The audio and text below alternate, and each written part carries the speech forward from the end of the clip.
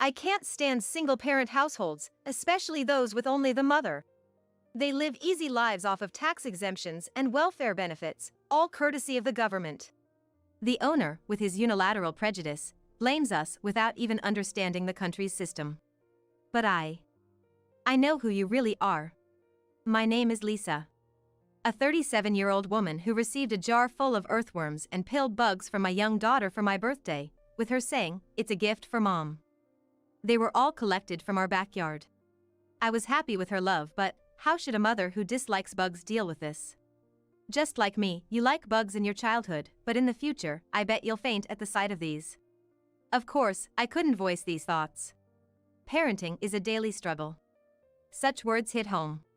It's deeply moving to think that my mother might have felt the same way raising me. I don't have a father. I was told he started a new family elsewhere right after I was born. Thanks to him, I don't even remember what my father looks like. Well, I don't really want to remember such a deadbeat father anyway. Despite our financial struggles, my mother, with the help of my grandparents, managed to raise me and even ensured I got to go to college. During my childhood, my mother was often busy and wasn't able to spend a lot of time with me. But I remember how she always stroked my head while I was sleeping. No matter how much gratitude I express to my mother, it's never enough. So, when I received my bonus in the third year of employment, I decided to treat my mom to a fancy French restaurant meal for her birthday. Didn't I do it with my first paycheck, you might ask? Well, to my embarrassment, I was working in a low-paying job and was barely managing to pay my rent for my apartment room. There was no bonus in the first year, and in the second year, I was overwhelmed with training new employees and had barely any time. In the third year, I finally had enough breathing room to spend time with my mother, and I was excited to celebrate her birthday. And so, came my mother's birthday. "I think we should dress up for the occasion," I said to my mother, giving her a fashionable dress, and we headed out for the meal, both of us dressed alike. The restaurant interior was very classic and modern, and my mother said, "Wow, this place is gorgeous," a bit excited. A young waiter across the counter greeted us with a welcoming smile, saying, "Welcome. What can I get you?" His overly energetic response slightly intimidated my mother and me. It felt like we were in a diner. I thought a fancy French restaurant would have a more relaxed atmosphere. We have a reservation under Thompson, for 2 people. I believe we had ordered course meals. All right. Let me check the reservations. Just a moment. With that, the waiter began to check the reservation list where he was making notes. My mother and I exchanged a look. Without saying a word, we both felt a slight unease. Is this place really all right? All right, Thompson. You ordered the special course. We have reserved a private room for you. Please, take your seats. Okay. We couldn't help but feel anxious from the waiter's words, but we headed towards the private room. The place was a spacious room with city view, which promised a leisurely time without the need to worry about the passing hours. I had a feeling it was indeed a high-end restaurant, judging by the decor. Well, we came all this way, and even if the waiter's manners aren't quite up to par, the meal must be delicious. I decided not to worry too much and enjoy myself. Or so I thought. What? My mother let out a small cry as she just took a seat, which made me instinctively yell, "What happened?" I think I stepped on something down the table. What? Taking the place of my startled mother, I peeked under the table. There, believe it or not, was a quite big piece of squid, fallen. Was it a leftover of previous guest? It looked a bit dried out, maybe it had been there for a while. I was taken aback and said, "You. What's this?" not expecting a cleaning lapse at such a high-end restaurant. Seems like a piece of food fell. It's not a rat or anything, so you don't have to worry. I started to say I don't really want to sit here, but swallowed my words. Was it better to cancel our reservation and go somewhere else since it's a special occasion like a birthday?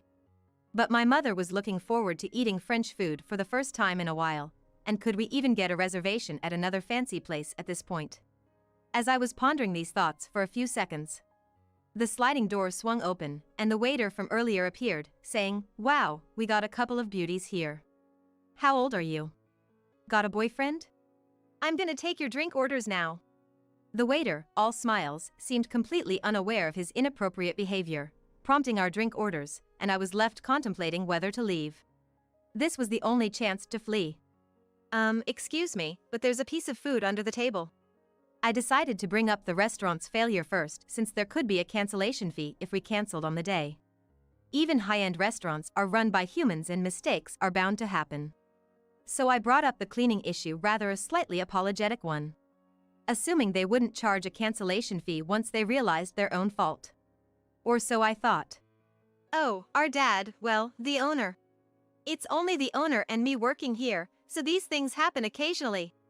But rest assured, our taste is first-rate. The response was a surprising brush-off.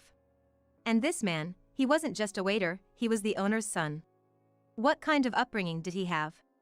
He didn't speak politely or show any consideration. Well, I don't think it's about whether you're running this place just two of you or not. Anyway, what's your relationship? Huh? We're mother and daughter. Oh, your father's not with you? We're a single-parent family, but I don't think that's relevant right now.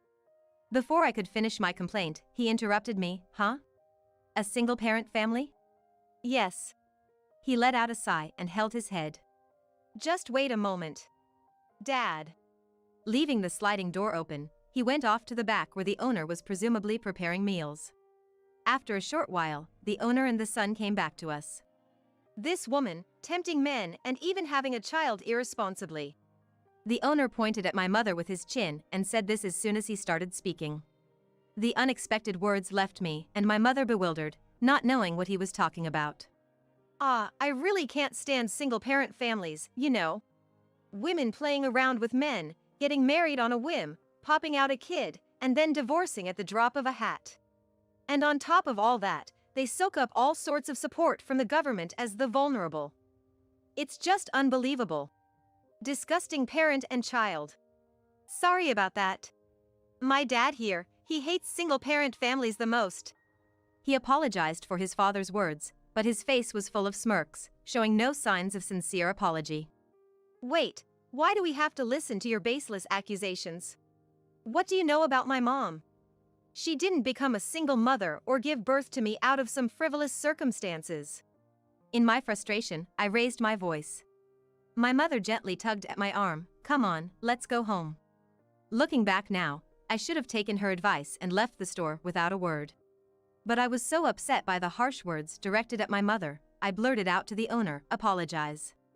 The fact that we might lose our deposit seemed insignificant given my fury. I was livid, perhaps even rash. Shut your trap. This isn't your place to make a scene. He roared, and with all things, he was not targeting me but grasped my mother's collar tightly, attempting to drag her out of the restaurant. In response to my mother's scream, I yelled, "Stop it," and tried to block his path, but was brushed aside. My mother stumbled, the high heels she was excited to wear for the first time in a while slipped off, and the tips of her stockings tore. In her desperate struggle, her neatly arranged hair came undone. Let go of my mother. My mother too struggled fiercely, her hand accidentally hit his glasses, knocking them off. Startled, the owner released my mother and yelled, "Damn, that was close. What would you have done if you'd hit me in the eye?" My mother was completely terrified, clutching onto me with trembling hands. Seeing her state, her son scoffed, "You're a mess," and took out his phone to snap a picture. Truly an incorrigible father and son. I just hate single parents. Especially single mothers who claim that they are socially vulnerable and need support. That's the worst. It's outrageous that single parents are exempt from making Social Security contributions. If they worked hard, they wouldn't need any help. Single mothers who don't even properly pay their taxes should get out. They're a national disgrace. This man spewed his excessively biased beliefs and outrageous arguments at us, and even attempted to kick my mother.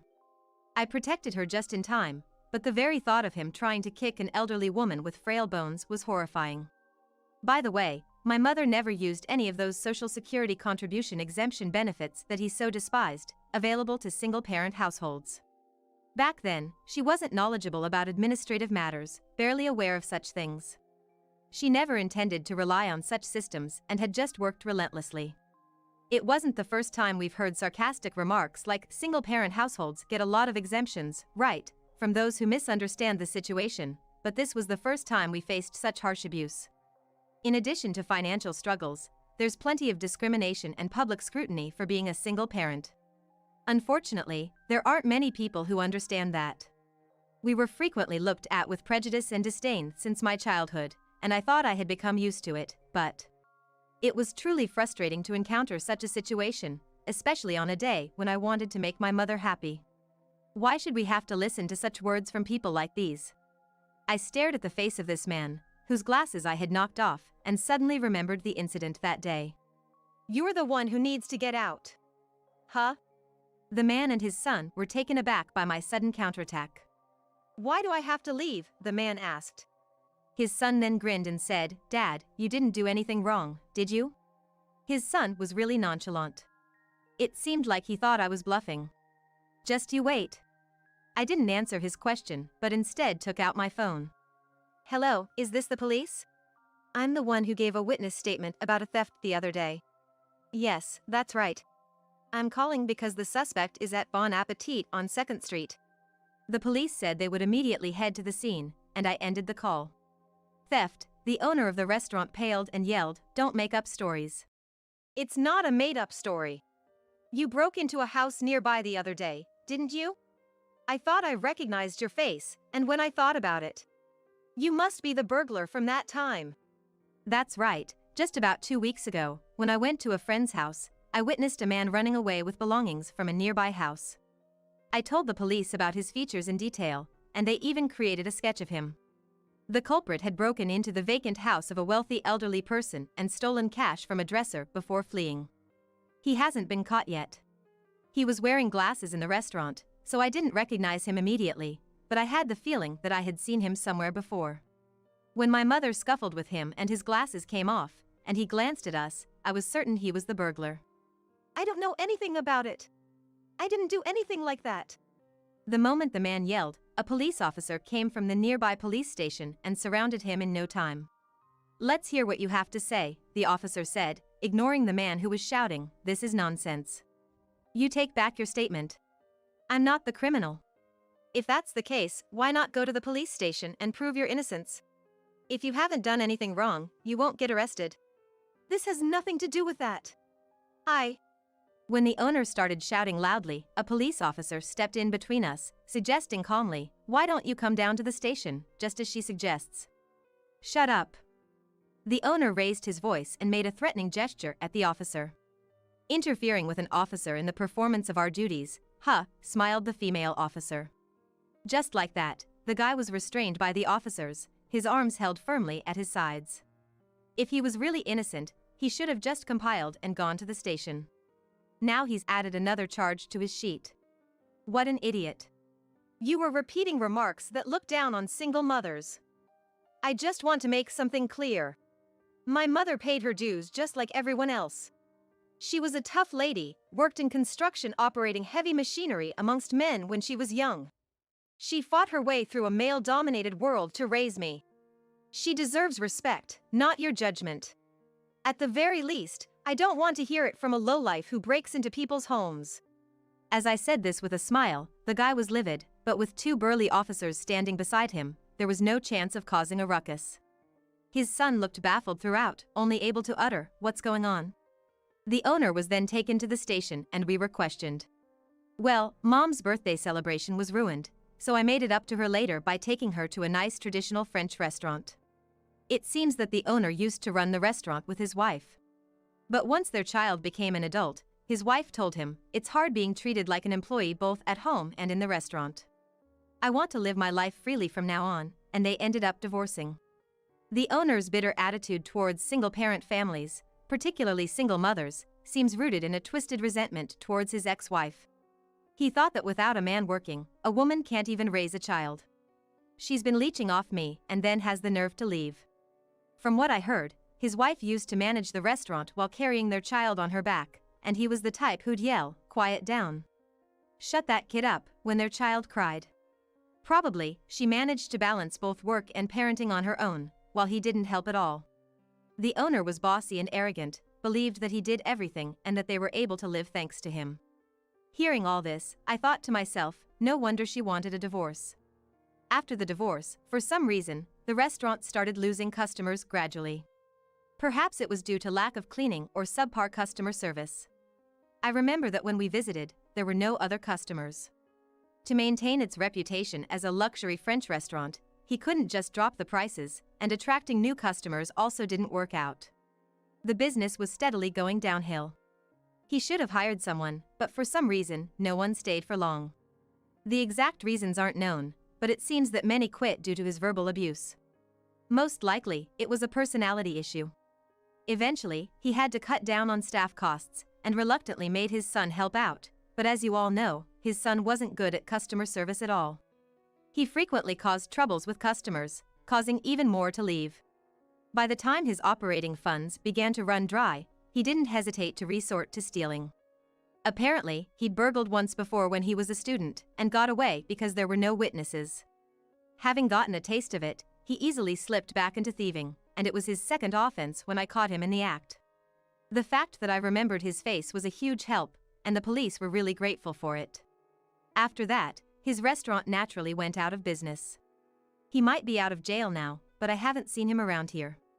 I've heard he originally borrowed money from some shady sources and even made his son a guarantor without his son's knowledge. Well, I suppose his son, who we also don't see around anymore, is probably not leading a good life either. Meanwhile, I resigned from my job because it was a kind of a dishonest company. Having gained a certain level of career experience, it was a job change for the sake of career advancement.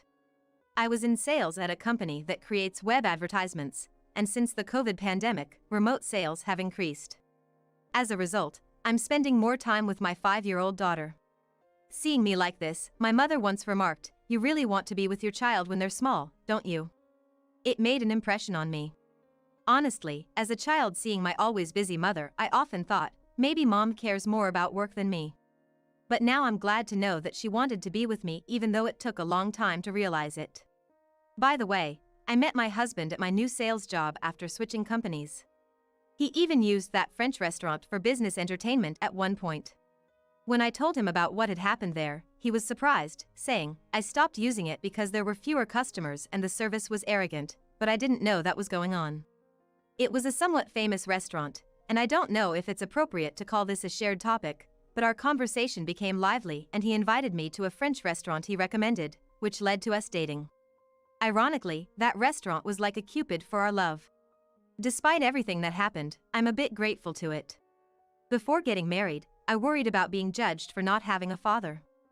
But my in-laws didn't mind, and my husband values my mother. I'm glad I've been living earnestly and working hard every day. Reflecting on the lesson from that French restaurant, I want to teach my daughter, who will shape the future, to value each person in front of her because you never know what connections life will bring.